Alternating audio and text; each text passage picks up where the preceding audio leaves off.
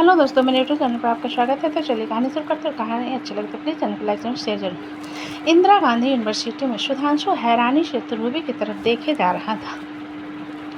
कुछ देर बाद उनकी क्लास खत्म होती है, जिस पर ध्रुवी सब लोगों को बाय कहकर क्लास से बाहर आ जाती है। सुधांशु टाइम की तरफ देखते हुए जल्दी से अपना बैग संभाल कर वहीं पर रख ध्रुवी के पीछे आते हुए बोला, ध्रुवी। सुधांशु के नाम लेने पर सभी लोग उसकी तरफ देखने लगते हैं, जिस पर सुधांशु थोड़ा सा ऑकवर्ड होकर ध्रुवी से कहता, मम्मा मैम।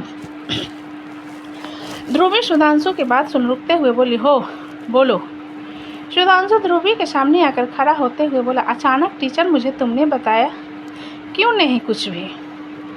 ध्रुवी आसपास खड़े स्टूडेंट की तरफ देखते हुए बोली, लंच ब्रेक हुआ है, क्या हम कैंटीन में चलकर कॉफ़ी पीते हुए बात करें? ध्रुवी के बाद पर सुधांशु अपना सिर हिलाता है। पीछे से नित्या आते हुए कहती है, क्या बात है, अब गर्लफ्रेंड बॉयफ्रेंड एक साथ टीचर एंड स्टूडेंट का खेल खेलेंगे? मज़ा आएगा देखने में। नित्या की आवाज़ पर सुधांशु पलट कर उसकी तरफ देखते हुए बोला, खेल नहीं है, ये उसकी मर्जी है कि वो क्या करना चाहते हैं। सुधांशु की बात पर नित्या अपना सिर हिलाते हुए बोली, तुम्हारी बातें तो बिल्कुल सटीक होती है, मुझे बहुत पसंद आती है। वैसे तुम दोनों कहाँ जा रहे हो? ये कहते हुए नित्या बारी बारी ध्रुवी और सुधांशु को देखने लगती है। सुधांशु नित्या को जवाब देते हुए बोला, चाय की टपरी पर जा रहे थे, चलोगी? सुधांशु को झूठ बोलने पर ध्रुवी उसकी तरफ देखने लगती है, जिस पर सुधांशु उसे नित्या की तरफ इशारा करता है। वहीं नित्या 2 मिनट सोचने के बाद नहीं में अपना सिर हिलाकर बोली, मैं ऐसी जगहों पर नहीं जाती।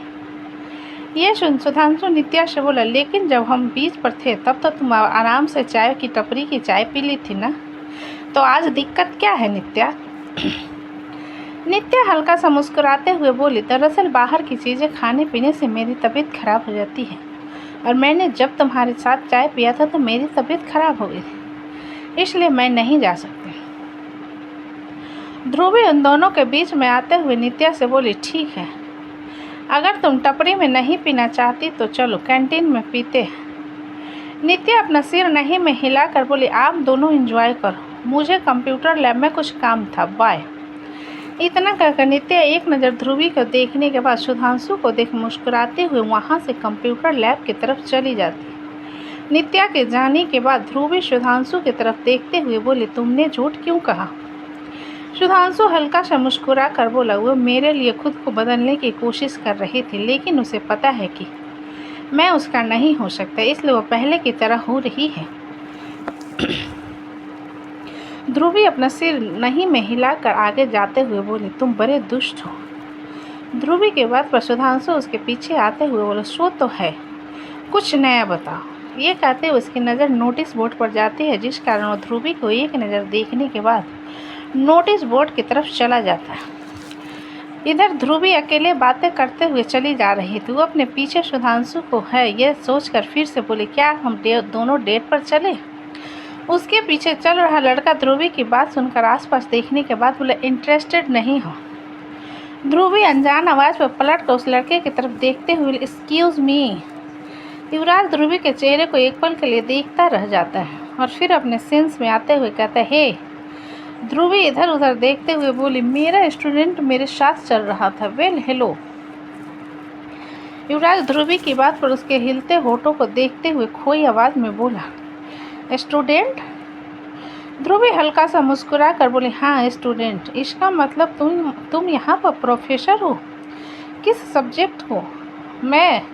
युवराज ने बात को आगे बढ़ाने के नाते कहा। ध्रुवी युवराज की बात का जवाब देते हुए बोली, मैं लॉ की टीचर हूँ। ये सुन युवराज धीरे से बोला, डैम इट। ध्रुवी थोड़ी कंफ्यूज होकर बोली, एक्सक्यूज़ मी, आपने कुछ कहा? नहीं, मैंने कुछ नहीं कहा, मैं तो कह रहा था कि काफ़ी अच्छा सब्जेक्ट है। युवराज ने जल्दी से कहा, जिस पर ध्रुवी अपना सिर हिलाते हुए इधर उधर देखती है तो उसकी नज़र सुधांशु पर जाती है, जो कि बड़े ध्यान से नोटिस बोर्ड को पढ़ रहा था। युवराज ध्रुवी की तरफ देखते हुए आगे बोला, मैं साइंस डिपार्टमेंट में हूँ। ध्रुवी अपना सिर हिलाकर बोली, बहुत अच्छा सब्जेक्ट, मतलब आप डॉक्टर बनना चाहते हो? युवराज अपना सिर नहीं में हिलाकर बोला, मैं साइंटिस्ट बनना चाहता हूँ, और मुझे इस यूनिवर्सिटी में सब जानते हैं। बदनाम है इसलिए जानते हैं, या काफ़ी होनहार है इसलिए जानते हैं। ध्रुवी ने हल्का मजाक में पूछा, जिस पर युवराज मुस्कुराते हुए बोला, आप मजाक अच्छा करती है। मैं इस यूनिवर्सिटी का एक ब्रिलियंट स्टूडेंट में से एक हूँ। जो इंसान खुद की तारीफ करता है, मुझे नहीं लगता वो एक ब्रिलियंट स्टूडेंट है। ध्रुवी ने युवराज को देखते हुए कहा। युवराज ध्रुव के बातों में इंटरेस्ट लेते हुए, क्या आप मेरे साथ कॉफ़ी पर चलोगे? ध्रुवी अपनी एक आईब्रो ऊपर करके बोले, आप मुझे डेट के लिए पूछ रहे हो? युवराज अपना सिर नहीं में हिलाकर बोला, नहीं नहीं, मैं बस आपके साथ कुछ बातें करना चाहता था। आप बातें अच्छी करती हैं। वही सुधांशु, जो कि नोटिस बोर्ड पढ़ चुका था और ध्रुवी की तरफ आ रहा था, उसे किसी से बात करते हुए देखकर उसकी आंखें छोटी हो जाती। ध्रुवी, जिसका ध्यान सुधांशु पर नहीं था, वो युवराज की बात पर बोली, आप वो पहले हो जिसने मेरी बातों की तारीफ की, वरना मुझे लगा मैं काफ़ी बोरिंग हूँ। युवराज ध्रुवी की बात पर जल्दी से बोला, हम दोनों के एज के हैं, और तुम कहो ना, ज़्यादा अच्छा लगेगा। सुधांशु उन दोनों के बातों का सिलसिलों का खत्म होता ही नहीं ना देख कर अपने कदम सीधा उन दोनों की तरफ बढ़ा दे। वहीं युवराज की बात पर ध्रुवी हल्का सा हंस कर, हाँ, ठीक है, अपना नाम बताओ। युवराज ध्रुवी की मुस्कान पर छोटी सी मुस्कान के साथ बोला, युवराज अग्निहोत्री। ध्रुवी अपना हाथ आगे बढ़ाकर बोला, nice to meet you Yuvraj Agnihotri, my name is Dhruvi Sarang. Yuvraj Dhruvi को छू पाता उससे पहले ही सुधांशु जाकर ध्रुवी के हाथ को पकड़कर बोला, हमें कॉफ़ी पर जाना था। ध्रुवी सुधांशु के बात पर अपना सिर हिलाते हुए बोले, हाँ चलो चलते हैं। युवराज ध्रुवी को जाता हुआ देख कर बोला, ध्रुवी। सुधांशु अपनी मुट्ठी मजबूती से बंद कर पलट कर युवराज को घूरते हुए बोला, प्रोफेसर है वो, तो मैडम कहो, नाम लेकर बुलाने की जरूरत नहीं। युवराज सुधांशु के बाद पर उसे बिना किसी भाव का देखते हुए बोला, मेरी नहीं, तुम्हारी मैडम है बच्चे, वो मेरी एज की है। युवराज की बात पर सुधांशु अपने दांत पीस कर बोला, मैं। ध्रुवी बीच में आते हुए, झगड़ा होना बंद करो।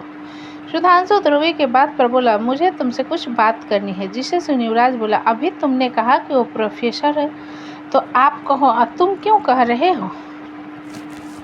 सुधांशु अपने दांत पीस कर बोला, मेरी मर्जी, मैं चाहे उसे स्वीटी कहूँ या बेबी कहूँ, तुम होते कौन हो बीच में बोलने वाले? युवराज सुधांशु की बात पर उसे 2 मिनट देखने के बाद बोला, तुम फर्स्ट ईयर के ब्रिलियंट स्टूडेंट हो। आई एम राइट, इसके बारे में मैंने अक्सर सुना है। तुम प्रोफेसर के पीछे पड़े हो। सुधांशु युवराज को घूरते हुए बोला, और तुम भी तो वही पल साइंटिस्ट हो ना, जिसके चर्चे अक्सर सीनियर्स लोग करते रहते हैं, तो तुम क्यों प्रोफेसर के पीछे पड़े हो? युवराज गुस्से से बोला, यूँ। सुधांशु अपने कदम उसकी तरफ बढ़ाकर बोला, हो, मैं तो। ध्रुवी सुधांशु के हाथ को पकड़कर बोली, चलो। युवराज ध्रुवी और सुधांशु के हाथ को देखने लगता है। सुधांशु एक नज़र युवराज को वार्निंग भरी लुक देने के बाद ध्रुवी के साथ चला जाता है। युवराज ध्रुवी और सुधांशु को जाता हुआ देखने के बाद गहरी सांस से ले कंप्यूटर लैब की तरफ चला जाता है। इधर ध्रुवी सुधांशु को घूरे जा रही थी, जो कि खुद भी उसे घूर रहा था। ध्रुवी गहरी सांस लेकर बोली, ये सब क्या था सिद्ध? सुधांशु अपनी आंखें चढ़ाते हुए बोला, क्या था? कुछ भी नहीं था। ध्रुवी सुधांशु के चेहरे को देखते हुए बोली, तुम एक स्टूडेंट के साथ झगड़ा कर रहे थे, क्यों? वो स्टूडेंट नहीं है, तुम्हें लाइन मार रहा था और तुम्हें लगता है कि मुझे उसे कुछ नहीं कहना चाहिए था। सुधांशु ने ध्रुवी को घूरते हुए कहा। ध्रुवी बात को खत्म करने के लिए बोली, अच्छा ठीक है, तुम शांत हो जाओ, तुम्हें मुझसे क्या बात करनी थी? ध्रुवी की बात पर सुधांशु उसकी आंखों में देखते हुए बोला, अब मुझे कोई बात नहीं करनी, और हाँ, उस पागल से दूर रहना। ध्रुवी एक छोटी सी मुस्कान के साथ बोली, तो तुम्हें क्या लगता है मैं उसको गले लगाऊंगी? तुम मेरे बॉयफ्रेंड हो, वो नहीं। सुधांशु अपने लिटिल फिंगर में पहने रिंग को निकालकर ध्रुवी की उंगली में पहनाते हुए बोला, आइंदा से अगर कोई भी देखे तो कहना तुम एंगेज्ड हो। ध्रुवी अपनी उंगली में पहने रिंग को देखते हुए सुधांशु से बोली, एस मतलब सुधांशु होता है ना? सुधांशु अपना सिर हिलाते हुए बोले, हाँ। ध्रुवी मुस्कुराकर उस रिंग पर किस करके सुधांशु से बोली, वैसे तुम नोटिस बोर्ड में इतने ध्यान से क्या पढ़ रहे थे? सुधांशु ध्रुवी को जवाब देते हुए बोला, फेयरवेल का गैदरिंग होने वाला है, उसी का नोटिस बोर्ड में लगा हुआ था, उसी को देख रहा था। ध्रुवी अपना सिर हिलाकर बोली, अच्छा ठीक है, वैसे तुम गुस्से में काफ़ी क्यूट लगते हो। सुधांशु हल्की शरारत में बोला, मैं बिस्तर पर और भी क्यूट लगूंगा। ध्रुवी सुधांशु के नाक को पकड़कर खींचते हुए बोली, तुम बड़े बेशर्म होते जा रहे हो। सुधांशु ध्रुवी से अपनी नाक को छुड़ाते हुए बोला, अरे नाम हो जाएगा छोरी। ध्रुवी मुस्कुराते हुए उसके नाक को छोड़ देती है तो सच में उसका नाक पूरी तरीके से लाल हो गया। सुधांशु मुंह बनाते हुए फिर से अपना कोका कोला पीने लगता है। इधर मणिपुर 5 स्टार होटल में शोभित रात भर से सोया नहीं था, लेकिन अदिति को सोना जरूरी था, इसलिए वो सोकर उठ चुके और दोनों एक टक रेलिंग को घूर रहे थे। शोभित बिना अदिति की तरफ देखे बोला, तुम यहाँ पर क्या कर रही हो? तुम्हें प्रैक्टिस के लिए जाना चाहिए। अदिति शोभित की बात पर धीरे से बोली, इट्स ओके। आप हमेशा कहते थे कि थ्योरी और प्रैक्टिकल में फ़र्क होता है, और हमने तो थ्योरी पढ़ी भी नहीं है, इसलिए आपको पता नहीं था कि पहली बार में कैसा होता है। शोभित अपना सिर घुमा अदिति को घूरते हुए बोला, तुम अपना मुंह बंद कर सकती हो। अदिति छोटा सा मुंह बनाकर चुप हो जाती है। जब अदिति कुछ नहीं बोलती तो शोभित फिर से कहता है, हम कब तक बिस्तर पर रहेंगे? तुम जाओ, फ्रेश हो जाओ। अदिति शोभित की बात पर बोली, मुझे शर्म आ रही है, आप दूसरी तरफ देखोगे? शोभित अदिति की बात पर हल्का सा उसके पास आकर बोला, अदिति हम दोनों को पता है ये कंपटीशन तुम्हारे लिए बहुत ज़रूरी है। जो कुछ भी हो किसी की साजिश थी, तुम इसे ज़्यादा सीरियस मत लो। अदिति शोभित की बात पर उसे देखते हुए बोली, एंड आई प्रोमिस, अगर ये करने वाला मेरे हाथ लग गया ना तो मैं उसकी गर्दन मुर्गे की गर्दन की तरह मोड़ दूंगी। शोभित अदिति के गाल पर हल्का सा किस करके बोला, अच्छा ठीक है, मैं अपनी आंखें बंद कर लेता हूँ, तुम जाओ वॉशरूम में। अदिति अपना सिर हिला देती है और बिस्तर से उठ जाती है। शोभित की नज़र अदिति के पीठ पर बने नाखूनों के निशान पर जाते हैं तो उसे खुद पर गुस्सा आने लगता है। अदिति के स्किन काफ़ी सेंसिटिव थे, जिस कारण शोभित का छूना भी हमेशा उस पर ही भारी पड़ता था। अदिति बाथरूम को पहनते हुए शोभित से बोली, क्यों ना हम दोनों साथ में शावर ले लें। शोभित अदिति की बात पर, अदिति मैं तुम्हारा फ़ोन, लैपटॉप, आईपॉड, टीवी सब कुछ बंद कर दूंगा, तुम ये फालतू के ड्रामा देखना बंद किया करो। शोभित की बात पर एक गुस्से को महसूस कर अदिति अपने दांत दिखाते हुए, अरे मैं किसी के ड्रामा को अपने सामने नहीं कर रही हूँ, बल्कि ये मेरा खुद का नेचुरल रोमांटिक सोचने का तरीका है। शोभित उठकर बैठ अपनी आंखें छोटी करके बोला, सोचो अगर ऐसा हो कि मैं तुम्हें सोचने लायक ना रखूं तो, इसलिए ज़्यादा दिमाग मत चलाओ और जाओ चुपचाप फ्रेश हो जाओ। अदिति मुंह बनाते हुए वॉशरूम की तरफ जा बुदबुदाते हुए बोले, अकड़ू कहीं के। शोभित उसे बुदबुदाते हुए देख कर बोला, मुझे सब सुनाई दे रहा है। हाँ तो मैं सुनने के लिए ही कर रही हूँ ना। अदिति ने बाथरूम में खड़े होकर कहा। शोभित गहरी सांस लेकर बोला, अदिति 3 घंटे बाद तुम्हारा मैच है, इसलिए अभी बकवास मत करो और चुपचाप जल्दी से रेडी हो जाओ और ख्याल रहे कोई मेडिसिन मत खाना। अदिति शोभित की बात पर कंफ्यूज होते हुए बोले, ऐसा क्यों? शोभित अपनी आंखें छोटी करके बोला, तुम्हें इस फील्ड में आने के लिए मैंने कहा था, लेकिन तुम मुझे बेवकूफ़ क्यों साबित करना चाहती हो? क्या तुम्हें नहीं पता मेडिसिन ड्रग में आ जाता है? हाँ, लेकिन ये सब चीज़ तुम्हारे ड्रामा में कहाँ बताता होगा। तुम्हें तो सिर्फ रोमांस करना आता है, ठीक कहा ना? हाँ ठीक कहा, अदिति ने सोचते हुए कहा। शोभित अपने बाल नोचते हुए बोला, अदिति मुझे तुम इरिटेट मत करो, ऑलरेडी मैं सोया नहीं हूँ, इसलिए मुझे इरिटेट फील हो रही है। गलती आपकी है, आप नहीं सो रहे थे, आपको सोना चाहिए था, अदिति ने फिर से कहा, जिस पर शोभित बिस्तर से उतरने लगता है तो अदिति जल्दी से दरवाज़ा बंद कर देती है। शोभित उसे जाता हुआ देखकर गहरी सांस लेता और अपना फ़ोन निकालता है और किसी को कॉल करता है। दूसरी तरफ से आवाज़ आती है, सामने वाले अपोजिट टीम के लोगों ने अदिति के साथ प्रैंक किया है ताकि चेकअप के टाइम पर उसे ड्रग साबित किया जा सके। शोभित उस आवाज़ पर बोला, तुम्हें पता है ना तुम्हें क्या करना है? दूसरी तरफ से फिर से आवाज़ आती है, तुम्हारा काम हो जाएगा, बस माल रेडी रखना। शोभित उस आवाज़ पर इरिटेट होकर बोला, पैसे के अलावा और भी ज़िंदगी होती है, मुझे पैसे के अलावा और कुछ नज़र नहीं आता। ऋतिक ने बोरियत में कहा। ऋतिक की बात पर शोभित गहरी सांस लेकर बोला, मेरी फैमिली का प्रोटेक्शन की जिम्मेदारी तुम्हारी है।